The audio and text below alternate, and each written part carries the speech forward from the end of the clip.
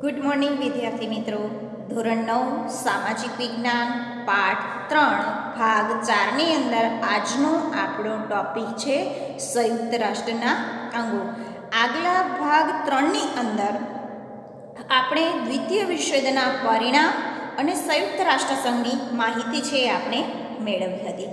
હવે સંયુક્ત રાષ્ટ્રના જે 6 અંગો છે એ 6 અંગોનું કાર્ય શું છે એની સુંદર મજાની માહિતી છે એ આપણને આ પાઠની અંદર મેળવવાની છે. આપણને પ્રશ્ન પૂછે કે ભાઈ સંયુક્ત રાષ્ટ્ર સંઘ છે રાષ્ટ્રો છે એના અંગો કેટલા છે? તો કે 6. કયા કયા? તો કે સામાન્ય સભા, બીજું સલામતી સમિતિ, ત્રીજું આર્થિક અને સામાજિક સમિતિ, ચોથું કીધું વાલી સમિતિ, પાંચમું કીધું આંતરરાષ્ટ્રીય અદાલત અને છઠ્ઠું કીધું સચિવાલય. આ 6 સંયુક્ત રાષ્ટ્ર સંઘના જે અંગો છે એ નામ છે એ આપણે યાદ રાખવાના રહેશે, કારણ કે આપણે 2 માર્કના પ્રશ્નની અંદર પૂછી શકે છે. અને જો એને 3 માર્ક કે 4 માર્કમાં પૂછવું હોય તો જે સંયુક્ત રાષ્ટ્રના જે અંગો છે એના કાર્યો વર્ણવો તો આપણે વર્ણન છે એ વ્યવસ્થિત કરવું પડે. ટૂંકમાં દર્શાવશો તો વિદ્યાર્થી મિત્રો આપણા માર્ક છે એ કપાઈ શકે. એટલે જેટલો પ્રશ્ન છે જેટલા માર્કનો છે એના અનુસંધાનમાં આપણે જવાબ છે એ આપવાનો રહે. તો જે સંયુક્ત રાષ્ટ્રના જે 6 અંગો છે તો 6 અંગોની એમાં પાંચમું આપણને કીધું આંતરરાષ્ટ્રીય અદાલત. તો આંતરરાષ્ટ્રીય અદાલત ક્યાં આવેલી છે એ પણ આપણને વિકલ્પની અંદર પૂછી શકે. તો અંડરલાઈન કરજો, આંતરરાષ્ટ્રીય અદાલત નેધરલેન્ડના હેગ શહેરમાં આવેલી છે. આ વિકલ્પમાં ઘણી વખત પૂછેલું છે, છતાં પણ વારંવાર કહું છું યાદ રાખજો વિદ્યાર્થી મિત્રો. એ સિવાય જે અન્ય સમિતિઓની વાત કરી છે એમાં સંયુક્ત રાષ્ટ્રનું જે વડુ મથક કીધું એ ક્યાં આવેલું છે? ન્યુયોર્કમાં. એટલે અન્ય જે સમિતિઓ મુખ્ય કચેરીઓ છે એ અમેરિકાના ન્યુયોર્ક શહેરમાં આવેલી છે. યાદ રહેશે ને? ન રહે તો પણ યાદ રાખવાનું છે, કારણ કે આપણને આ પરીક્ષાની અંદર પૂછે છે. મને ખ્યાલ છે તમને બધાને યાદ રહેશે. તો હવે જે આપણે જે સંયુક્ત રાષ્ટ્રના જે અંગો છે એના કાર્યો વિશે છે એ આપણે માહિતી મેળવીશું. તો પહેલું આપણને શું કીધું છે? સામાન્ય સભા. તો કે ભાઈ સામાન્ય સભા છે એ શું છે? અંડરલાઈન કરજો. સંયુક્ત રાષ્ટ્રનું સૌથી મોટું અંગ. જો સૌથી મહત્વનું નથી પૂછ્યું, શું કીધું છે? સૌથી મોટું અંગ એટલે કયું? તો કે સામાન્ય સભા. સામાન્ય સભા તે બધા જ સભ્ય રાષ્ટ્રના પ્રતિનિધિઓની બનેલી છે. સંયુક્ત રાષ્ટ્રની અંદર જેટલા પણ સભ્ય પદ ધરાવે છે એ દરેક સભ્યોના રાષ્ટ્રની બનેલી શું છે? સામાન્ય સભા છે. તેમાં દરેક રાષ્ટ્રના વધુમાં વધુ કેટલા પ્રતિનિધિ મોકલી શકે? 5 પ્રતિનિધિ છે એ મોકલી શકે છે. આ પણ આપણે ખાસ યાદ રાખવાનું છે. સામાન્ય સભા સૌથી મોટું અંગ છે. દરેક રાષ્ટ્રના પ્રતિનિધિઓ આ સામાન્ય સભાના પ્રતિનિધિઓ હોય છે. હવે દરેક રાષ્ટ્રના કેટલા પ્રતિનિધિઓ મોકલવાના હોય છે? 5 પ્રતિનિધિઓ મોકલી શકે છે. પરંતુ કીધું છે જેમ સામાન્ય સભાની અંદર જ્યારે મતદાન હોય એ વખતે દરેક રાષ્ટ્રનો એક જ મત ગણવામાં આવે. જ્યારે સામાન્ય સભાની જ્યારે ચૂંટણીઓ કરવામાં આવતી હોય ત્યારે કીધું 5 પ્રતિનિધિઓ તો મોકલવાના હોય છે સભ્યપદ તરીકે, પ્રતિનિધિ તરીકે, પણ જ્યારે મતદાન કરવાનું છે ત્યારે દરેક રાષ્ટ્રનો શું ગણાય છે? એક જ મત ગણવામાં આવે છે. એમાં આપણને કીધું કે આંતરરાષ્ટ્રીય સંબંધોને લગતી કોઈ પણ બાબત પર ચર્ચા, સલાહ સૂચનો કે ભલામણો કરી શકે છે. એક જ મત ગણવામાં આવે છે, પણ એ દરમિયાન કીધું કે 5 પ્રતિનિધિઓ ભેગા મળી જ્યારે આંતરરાષ્ટ્રીય સંબંધોની વાત આવે છે, ચર્ચા, સલાહ સૂચનો, ભલામણો કરી શકે છે બધા ભેગા મળીને. અહીંયા જો આપણને સામાન્ય સભાનો સભાખંડ છે એ દર્શાવવામાં આવ્યો છે. જેમ અત્યારે આપણા દેશની અંદર કીધું એમ કે સંસદ છે એ કામ કરે છે, બરાબર ને? સરકારના અંગો 3 કીધા: સંસદ, કારોબારી અને ન્યાયતંત્ર. એમ અહીંયા પણ આ સંયુક્ત રાષ્ટ્ર સંઘના અંગોની અંદર સૌથી મહત્ત્વનું અંગ એટલે કયું કીધું છે? સામાન્ય સભા. સામાન્ય સભાની અંદર કીધું એ કે દરેક રાષ્ટ્ર અત્યારે આપણને કેટલા કીધા છે? હાલમાં 193 છે એ સભ્યપદ ધરાવે છે અને દરેક 5 પ્રતિનિધિઓ છે એ સામાન્ય સભાની અંદર કામ કરે છે. હવે બીજું કીધું કે સામાન્ય સભાની અંદર મહામંત્રી દર વર્ષે જે અંદાજપત્ર રજૂ કરે છે તે મંજૂર કરવું તથા તેની ખર્ચની રકમની ફાળવણી કરવી. મહામંત્રી સામાન્ય સભાના અંદર મહામંત્રી શું કરશે? દર વર્ષે અંદાજપત્ર રજૂ કરે છે તે મંજૂર કરવું અને ખર્ચની રકમની ફાળવણી કરવામાં આવે છે. અંદાજપત્ર એટલે આવક અને જાવકનું જે અંદાજપત્ર હોય છે એ મંજૂર અને ખર્ચની રકમની ફાળવણીનું કામ કોણ કરશે? મહામંત્રી દર વર્ષે છે એ કરવામાં આવે છે. ત્રીજું કીધું રાષ્ટ્રના આર્થિક વિકાસ, માનવ અધિકાર, નિઃશસ્ત્રીકરણ કે સાંપ્રત આંતરરાષ્ટ્રીય પ્રશ્નોનું નિરાકરણ લાવવાના પ્રયાસ છે એ કોણ કરે છે? સામાન્ય સભા કરે છે. ચોથું કીધું સામાન્ય બાબતોમાં નિર્ણય લેવા માટે કેટલા સભ્યોની બહુમતી લેવાય છે? 2/3 સભ્યોની બહુમતી લેવામાં આવે છે. સામાન્ય સભાની અંદર જ્યારે સામાન્ય બાબતોનો જ્યારે નિર્ણય લેવાનો હોય છે ત્યારે 2/3 સભ્યોની બહુમતી ફરજિયાત લેવામાં આવતી હોય છે. એટલે આપણે ખાસ યાદ રાખવાનું છે સામાન્ય સભા કેવું છે? સૌથી મોટું અંગ છે. સંયુક્ત રાષ્ટ્રનું બીજું સૌથી અંગ કીધું છે એ છે કયું છે? સલામતી સમિતિ. અહીંયા જો વિદ્યાર્થી મિત્રો તમે અહીંયા ચિત્રમાં જોઈ શકો છો 3.6 અંદર દર્શાવ્યું છે કે ઈસવીસન 2006 સુધી કાયમી સભ્ય રાષ્ટ્રો દ્વારા વીટો પાવરનો કરેલો ઉપયોગનો ચાર્ટ છે એ દર્શાવવામાં આવ્યો છે. હવે વીટો પાવર કોને કહેવાય એ સૌથી મહત્ત્વનું છે. સામાન્ય સભાની અંદર કીધું એમ કે દરેક વ્યક્તિ પ્રતિનિધિઓ હોય છે ને દરેક સભ્યપદ છે એ આપણને કાયમી. હવે કીધું કે કયા રાષ્ટ્ર છે એ કાયમી પદ ધરાવે છે. હવે બીજું આપણને કીધું સલામતી સમિતિ. અંડરલાઈન કરજો, સંયુક્ત રાષ્ટ્રનું સૌથી મહત્ત્વનું અંગ એટલે કયું? સલામતી. કારણ કે વિશ્વની અંદર સલામતી જળવાઈ રહેવી સૌથી મહત્ત્વની છે. હવે મોટું અંગ પૂછે એટલે કે સામાન્ય સભા, મહત્ત્વનું અંગ પૂછે એટલે સલામતી સમિતિ. હવે સલામતી સમિતિની અંદર કીધું કે કાયમી પદ કોણ છે? તો કે અમેરિકા, બ્રિટન, ફ્રાન્સ, રશિયા અને ચીન આ 5 રાષ્ટ્રો છે એ સામાન્ય સભાની સંયુક્ત રાષ્ટ્રની અંદર સલામતી સમિતિના અંગની અંદર કેવા છે? કાયમી સભ્યપદ ધરાવે છે. બાકીના જે 10 રાષ્ટ્ર હતા એ કેવા છે? બિનકાયમી સભ્યો છે એ હોય છે. આ સમિતિને આંતરરાષ્ટ્રીય શાંતિ અને સલામતી જાળવવા માટે અત્યંત વિશાળ સત્તાઓ આપવામાં આવી છે. હવે સંયુક્ત રાષ્ટ્રનું કામ શું હતું?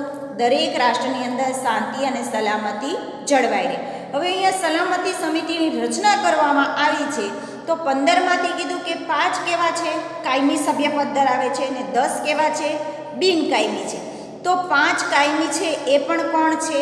હવે સલામતી સમિતિની અંદર કે આંતરરાષ્ટ્રીય કક્ષાએ દરેક રાષ્ટ્રની અંદર શાંતિ અને સલામતી જળવાઈ રહેવી જરૂરી છે.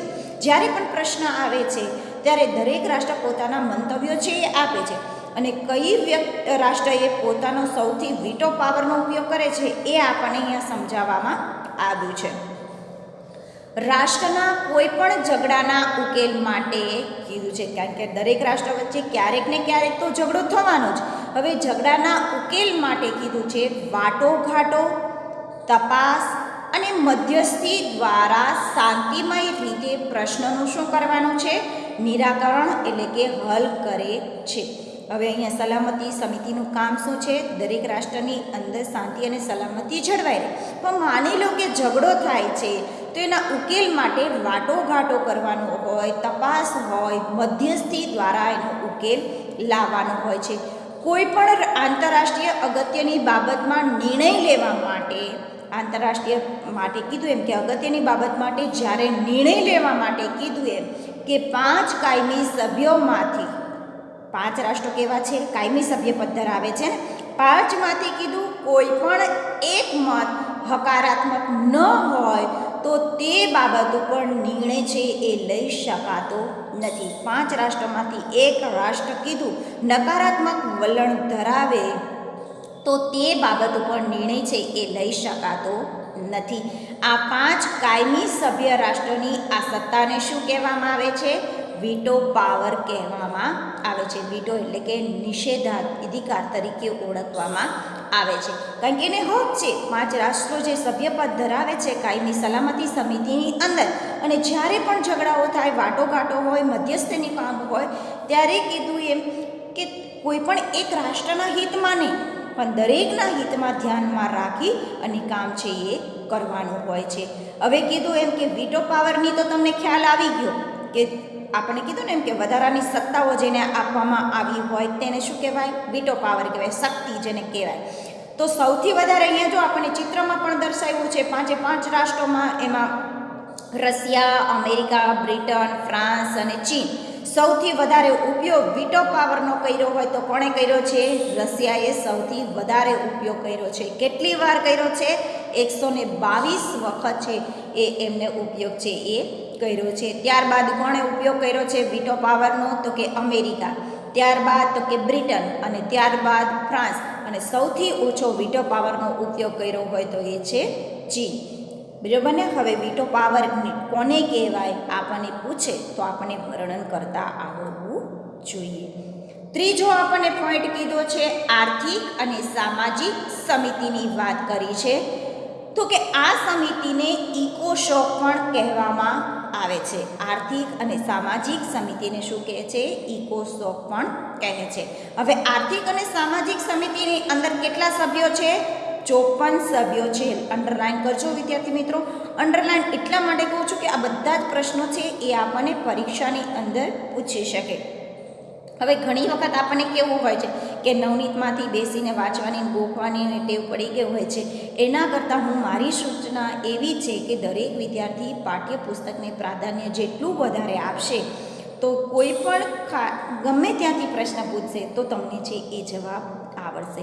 એટલે આર્થિક અને સામાજિક સમિતિને ઇકોશોક કહે છે, અને તેની અંદર કેટલા સભ્યો છે? 54 સભ્યો છે. સામાન્ય સભા કીધું એમ કે તેના નિવૃત્ત થતા 2/3 સભ્યોને 3 વર્ષ માટે છે એ ચૂંટે છે.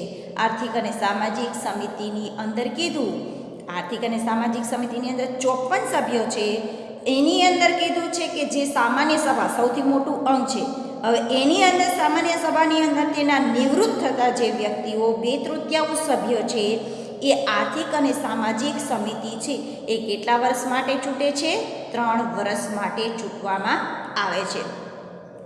આ સમિતિએ કીધું, આ સમિતિ એટલે આર્થિક અને સામાજિક સમિતિ કીધું ધર્મ, જાતિ, પ્રદેશ કે ભેદભાવ વગર વિશ્વના રાષ્ટ્રની પ્રજાનું જીવન ધોરણ ઊંચું લાવવાનો પ્રયત્ન કરવામાં આવે છે.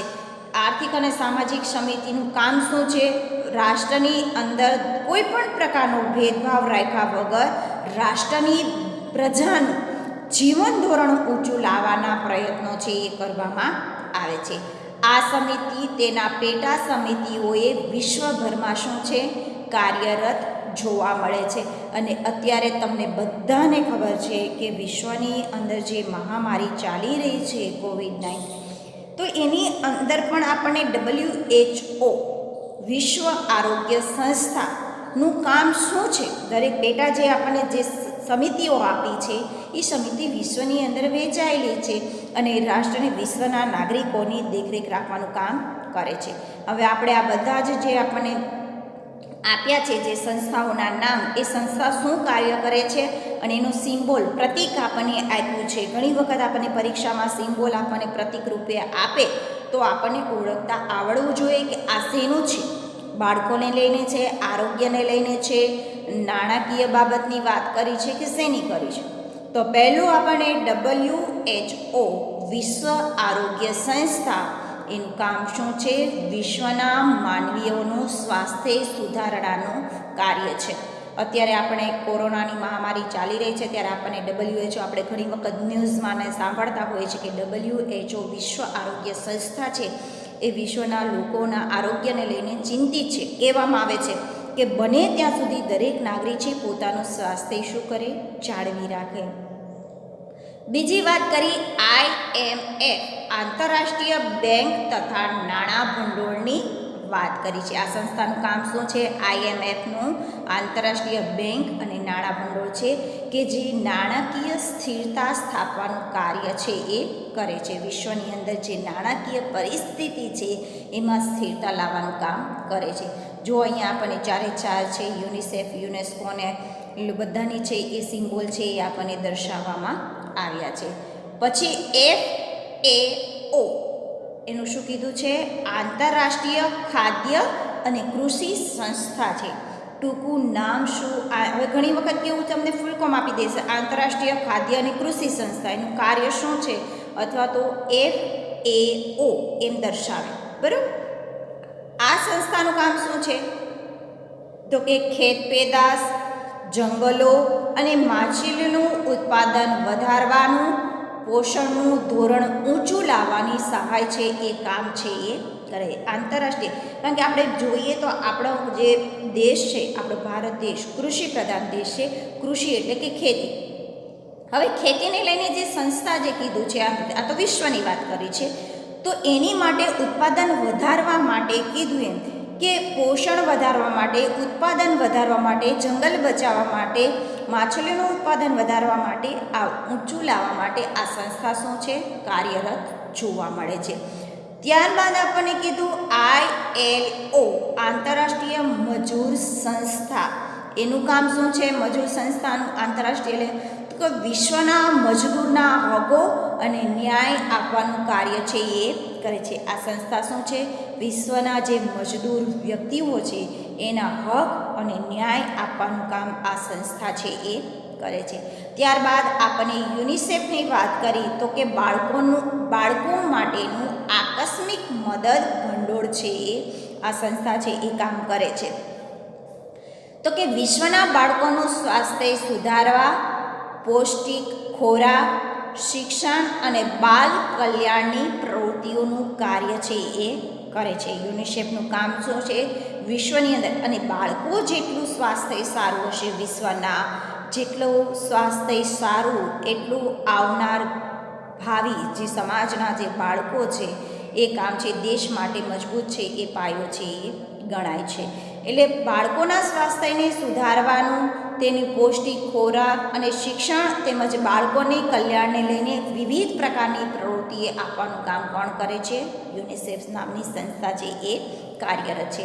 ત્યારબાદ કીધું યુનેસ્કો કીધું છે, તો જે શૈક્ષણિક અને વૈજ્ઞાનિક અને સાંસ્કૃતિક જે સંસ્થા છે, આ સંસ્થા શું કામ કરે છે? તો કે નિરક્ષરતા નિવારવાનું, શિક્ષણ દ્વારા માનવીનું જીવન ધોરણ ઊંચું લાવવાનું, શિક્ષણ, વિજ્ઞાન અને સાંસ્કૃતિક સાધનો દ્વારા રાષ્ટ્રો વચ્ચે સહકાર વધારવાનું કાર્ય છે એ યુનેસ્કો કરે છે.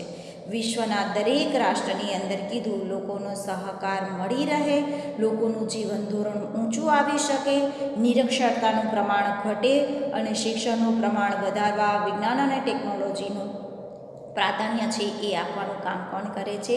શૈક્ષણિક અને વૈજ્ઞાનિક એવી આ સંસ્થા યુનેસ્કો કરે છે. આપણને અહીંયા સંયુક્ત રાષ્ટ્રના 3 અંગની અંદર આપણું ત્રીજું અંગમાં આર્થિક અને સામાજિક સમિતિનું કાર્ય છે એ અહીંયા વિવિધ પેટા વિભાગ છે એ આપણને આપવામાં આવ્યા છે.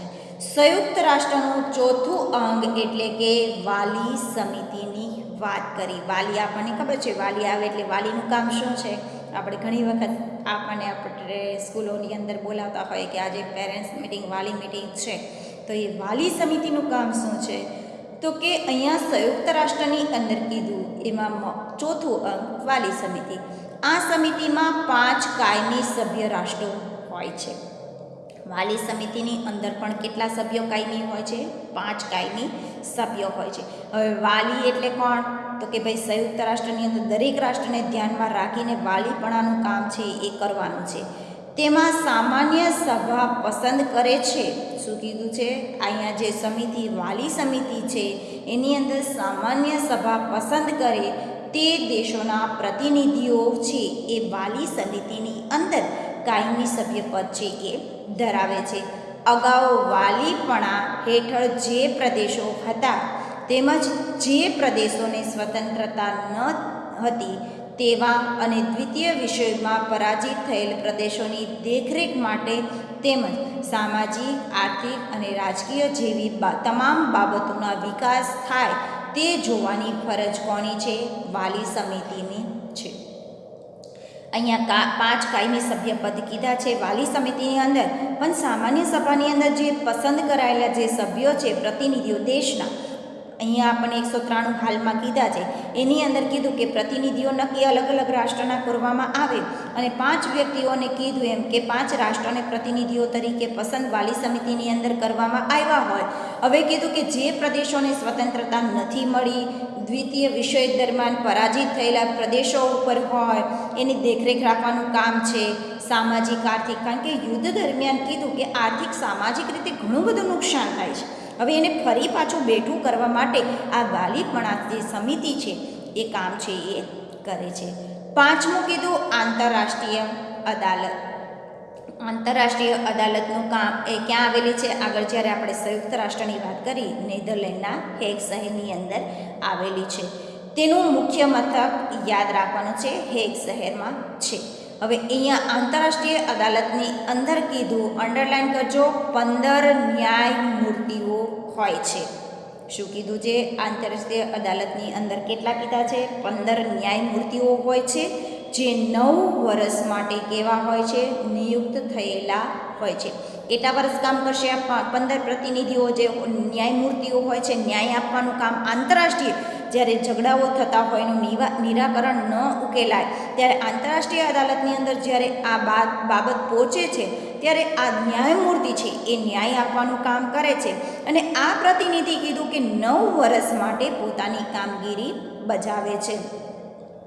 કોઈ પણ 2 રાષ્ટ્રો વચ્ચેના વિવાદોનો નિકાલ લાવવાનું કામ કોણ કરે છે? આંતરરાષ્ટ્રીય અદાલત કરે છે. રાષ્ટ્રો વચ્ચેનો ઝઘડો અદાલત સમક્ષ શું કરવામાં આવે છે? રજૂ કરવામાં આવે તો તેને ચુકાદો આપવાનું કામ આંતરરાષ્ટ્રીય અદાલત કરે છે અને કાયદા વિષયક સલાહ આપવાનું કામ પણ કરે છે. ત્યારબાદ આપણને 6થું અંગ કીધું સચિવાલય. સચિવાલયની અંદર વાત કરી, સંયુક્ત રાષ્ટ્રના મહામંત્રીની કચેરીને શું કહેવામાં આવે છે?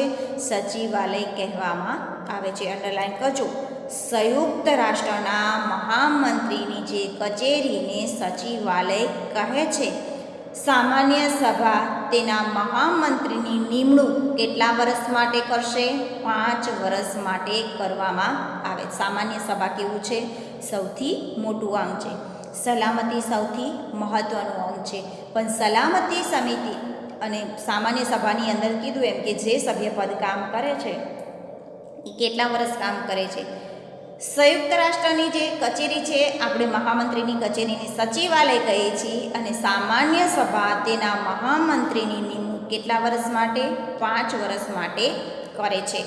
મહામંત્રીને કાર્યોમાં મદદ કરવા માટે જે સામાન્ય સભાની અંદર જે મહામંત્રીઓ છે એ મહામંત્રીને મદદ કરવા માટે અન્ય મંત્રીઓ, વ્યવસ્થાપકો, મદદનીશો, ભાષાંતરકારો, નિષ્ણાંતોનો વગેરેનો સમાવેશ કરવામાં આવે છે.